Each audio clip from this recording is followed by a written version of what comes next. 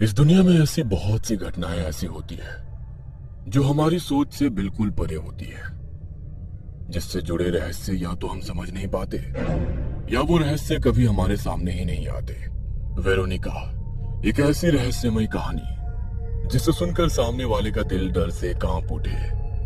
यह दिल दहला देने वाली कहानी स्पेन के कैपिटल मैड्रिड में रहने वाली एक लड़की स्टेफनी की, जिसे वैली केस के नाम से भी जाना जाता है। ये कहानी आज से लगभग 30 साल पुरानी है। स्टेफनी अपने माता पिता और 2 छोटे भाई बहनों के साथ मैड्रिड के लुसम लाइन स्ट्रीट के एक अपार्टमेंट में रहती थी। अपने माता पिता और छोटे भाई बहनों के साथ उसका स्वभाव हमेशा से ही बहुत अच्छा था, लेकिन कुछ समय से उसका बर्ताव अचानक से सबके प्रति बदलने लगा था। वो कुछ गुमसुम चुपचाप सी रहने लगी। पहले की तरह उसकी आंखों में अब वो मासूमियत नहीं थी। एक रात जब उसके परिवार वालों को उसके कमरे से चिल्लाने की अजीब अजीब सी आवाजें आने लगी तो वो बहुत डर गए, और उन्होंने जब उसके कमरे में जाकर देखा तो सामने का मंजर देखकर उसके माता पिता डर से कांप उठे। स्टेफनी अपने कमरे की वुडन वॉल्स को अपने नाखूनों से बुरी तरह स्क्रैच कर रही थी और लगातार बहुत ही अजीब तरीके से चिल्ला रही थी। उन्होंने जैसे तैसे अपनी बेटी को शांत किया, लेकिन उसके माता पिता उसकी हालत को लेकर उस दिन बहुत गंभीर हो गए। एक रात स्टेफनी ने अपने सबसे छोटे भाई को मारने की कोशिश की। वो उसका गला दबाते हुए पूरी तरह चिल्ला रही थी। तभी उसकी आवाज सुनकर उसके माता पिता वहां आए और उन्होंने स्टेफनी को उसके भाई से दूर किया। उसकी ऐसी हालत देखकर उसके पेरेंट्स बहुत डर गए। कुछ देर बाद जब स्टेफनी शांत हुई तो उन्होंने स्टेफनी से पूछा कि तुम ये सब आखिर क्यों कर रही हो। तो उसने बताया कि वो ये सब कुछ खुद से नहीं करती, बल्कि रात होते ही उसे उसके कमरे में बड़ी बड़ी काली परछाइयां नजर आने लगती, जिसके बाद वो क्या और कब करती उसे कुछ पता नहीं होता। उसकी बात सुनकर उसके पेरेंट्स अगले ही दिन उसके स्कूल जाने के बाद उसके रूम में गए, जहां उन्हें कुछ ऐसा मिला जिसकी उन्होंने कभी कल्पना भी नहीं की थी। स्टेफनी के रूम से उन्हें काला जादू, तंत्र विद्या और भूत प्रेतों से जुड़ी किताबें मिली, जिन्हें देखकर उनके होश उड़ गए। उन्होंने ये सोचकर ही कि शायद इन किताबों की वजह से ही उनकी बेटी की हालत दिन ब दिन खराब होती जा रही थी, इसलिए उन्होंने किताब को घर से बाहर फेंक दिया। लेकिन उसके बाद भी स्टेफनी की हालत में कोई सुधार नहीं हुआ। हर रात की तरह अभी भी उन्हें उसके कमरे में वैसी ही आवाजें आ रही थी। दिन ब दिन स्टेफनी की सेहत भी अब गिरती जा रही थी। मामला अब बहुत गंभीर होता जा रहा था। स्टेफनी और उसका परिवार कैथोलिक थे, इसलिए उन्होंने चर्च में फादर से बात करके उन्हें अपने घर बुलाया। फादर ने उसके घर का मुआयना किया और उसके बाद स्टेफनी पर कैथोलिक तरीके से झाड़ फूक किया, लेकिन इसके बाद भी उसकी हालत में कोई सुधार नहीं हुआ। उसके घर वालों ने सोचा कि अगर फादर के झाड़ फूक करने के बाद भी स्टेफनी ठीक नहीं हो रही है तो जरूर उसे कोई शारीरिक या मानसिक परेशानी है। इसलिए उसके पेरेंट्स ने उसे डॉक्टर को दिखाया, जिसके बाद डॉक्टर ने उसे एग्जामिन करके उसके टेस्ट कराए। लेकिन हैरानी की बात तो ये थी कि उसकी सभी टेस्ट की रिपोर्ट्स भी बिल्कुल नॉर्मल थी। लेकिन उसकी गिरती हुई सेहत को देखकर उसके पेरेंट्स ने उसे हॉस्पिटल में एडमिट कराने का फैसला किया और उसे कुछ दिनों तक वहीं एडमिट रखा। लगभग 3 से 4 दिन तक एडमिट करने के बाद कुछ ऐसा हुआ जिसकी किसी ने कल्पना भी नहीं की थी। हॉस्पिटल के बिस्तर पर ही स्टेफनी की मौत हो चुकी थी। डॉक्टर भी ये देखकर हैरान थे, क्योंकि उसके शरीर में ऐसी कोई भी परेशानी नहीं थी जिस कारण से उसकी अचानक मौत हो गई थी। इसके बाद जब उसकी बॉडी को पोस्टमार्टम किया गया तो बस यही कारण सामने आया कि अचानक दम घुटने की वजह से उसकी मौत हुई है। उसके परिवार के लिए अपने बच्ची को खो देने का सदमा बहुत बड़ा था। स्टेफनी की मौत के बाद उन्होंने कैथोलिक रीति रिवाजों के साथ उसका अंतिम संस्कार किया और कुछ दिनों बाद उसके माता पिता ने उसके कमरे को अच्छे से साफ करके उसको लॉक कर दिया। लेकिन उन्हें नहीं पता था कि आगे उनके साथ क्या होने वाला है। स्टेफनी की मौत के बाद भी उन्हें रात होते ही उसके कमरे से वैसी ही आवाजें आने लगी। उन आवाजों को सुनकर वो बुरी तरह डर गए, और जब उन्होंने अगले दिन उसके रूम में जाकर देखा तो रूम का पूरा सामान इधर उधर फैला हुआ था। दीवारों पर वैसे ही खरोचने की ताजी निशान थी, जैसे किसी ने पिछली रात ही अपने नाखूनों से उस दीवार को स्क्रैच किया हो। वो अब जब भी स्टेफनी के रूम में जाते थे तो उन्हें अचानक ही एक बहुत ठंडी सी हवा महसूस होने लगती थी। ऐसा माना जाता है कि जिस जगह पर काली शक्तियों का या आत्माओं का निवास होता है, उस जगह पर अक्सर ऐसी ही ठंडी हवाएं चलने लगती है। उस जगह का टेम्परेचर बाहर के मौसम से बिल्कुल अलग हो जाता है। स्टेफनी के परिवार का डर के मारे बुरा हाल हो चुका था।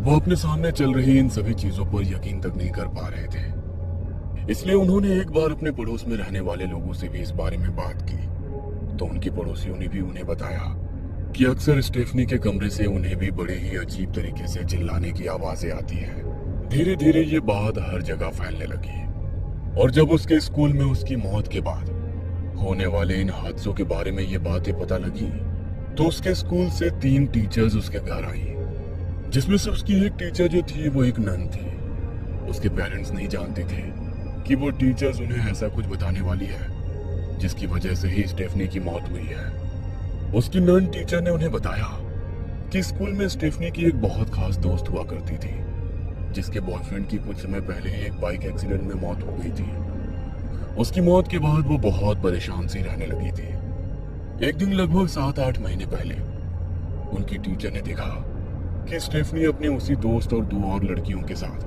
स्कूल के बैकयार्ड में उनके साथ एक घेरा बनाकर बैठी थी। जैसे ही टीचर ने उसके पास जाकर देखा, तो उनके घेरे के बीच एक लकड़ी का बोर्ड रखा था, जिसे ओइजा बोर्ड भी कहा जाता था, जिसे आत्माओं को बुलाने और उनसे बात करने के लिए इस्तेमाल किया जाता है। उसी बोर्ड के ऊपर उन्होंने एक कांच का उल्टा गिलास रखे हुए भी देखा। ये देखकर वो तुरंत उनके पास गई और उन्होंने उस बोर्ड को उठाकर वहां से फेंक दिया। लेकिन तभी उन्होंने कुछ ऐसा देखा जिसे देखकर उनके होश उड़ गए। जैसे ही उन्होंने ओइजा बोर्ड को फेंका, वैसे ही उस पर रखे कांच के गिलास से एक सफेद धुएं जैसी चीज निकलकर स्टेफनी के नाक और मुंह के जरिए उसके शरीर के अंदर घुस गई। उनकी टीचर भी अब बहुत डर चुकी थी। उन्होंने इन चारों पर गुस्सा करते हुए उनसे पूछा कि तुम लोग ये सब क्या कर रहे थे। तो उनमें से एक लड़की ने टीचर को स्टेफनी की बेस्ट फ्रेंड के बॉयफ्रेंड की बाइक एक्सीडेंट में हुई मौत के बारे में बताया। उन्होंने बताया कि स्टेफनी ने ही उन्हें ये सब करने के लिए कहा था। वो भूत प्रेतों और तंत्र विद्याओं से जुड़ी किताबें पढ़ा करती थी, जिसकी मदद से वो उसकी बॉयफ्रेंड की आत्मा को वहां बुलाने वाली थी। टीचर उसकी बात सुनकर बहुत घबरा गई और उन्होंने उन सबको डांट कर वहां से भगा दिया। स्टेफनी के पेरेंट्स को अब ये समझ आ चुका था कि उनके साथ जो ये सब हो रहा है उसका कारण क्या है। समय बीत रहा था। स्टेफनी की मौत को भी अब लगभग 1 साल बीत चुका था। 1 नवंबर 1992 जब स्टेफनी के पेरेंट्स एक बार फिर से उसके रूम में गए, सजाम का समय था।